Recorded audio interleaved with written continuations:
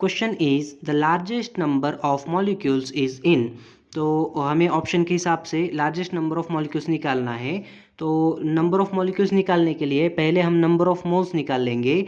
जो कि पता है, नंबर ऑफ मोल्स का फॉर्मूला होता है given mass divided by molar mass, और उसके बाद हम उसके मॉलिक्यूल्स निकालेंगे। तो एक एक ऑप्शन करके देखेंगे। पहले ऑप्शन में हमें गिवन मास दिया है 36 gram divided by molar mass किसका? वाटर का। तो मोलार मास वाटर का अगर देखें H2O का, हाइड्रोजन के 2 और ऑक्सीजन के 60, ये जो आएगा टोटल 18 आएगा। इसलिए इसका मोलार मास आ गया 18, जो कि नंबर ऑफ मोल्स इसके कितने आएंगे? 2 मोल्स। और ऑप्शन अगर बी देखें, बी में क्या है? 28 ग्राम्स गिवन मास है किसका? CO2 का। CO2 का मोलार मास देखिए, कार्बन का 12 और ऑक्सीजन O2 का 60, ये जो आएगा टोटल 44 ग्राम आएगा।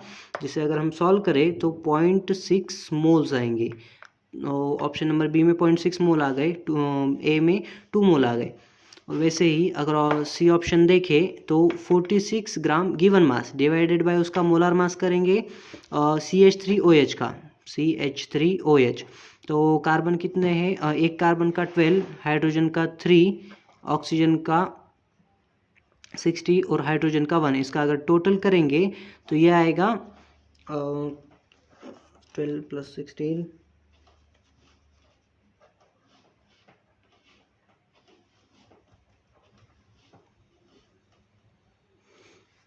इसको अगर टोटल करें तो ये जो आएगा 32 ग्राम आएगा। इसका मोलार मास इसमें हम लिखेंगे 32 ग्राम।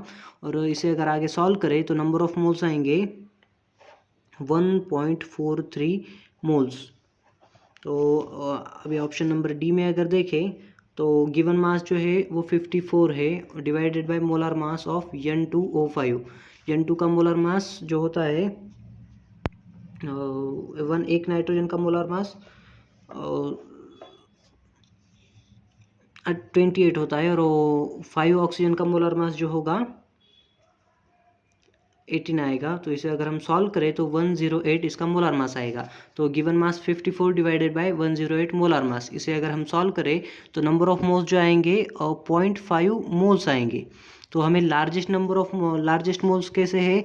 ए का 2 मोल्स है, बी में 0.6 मोल्स, सी में 1.43 और डी में 0.5 मोल्स। इसमें जो लार्जेस्ट मोल्स है, मतलब जितने ज़्यादा मोल्स होंगे उतने ज़्यादा मॉलिक्यूल्स होंगे। वैसे ही अगर देखिए लार्जेस्ट मोल है वो 2 मोल है, इसलिए लार्जेस्ट नंबर ऑफ मॉलिक्यूल्स जो आएंगे ऑप्शन नंबर ए में आएंगे। इसलिए option number A is correct.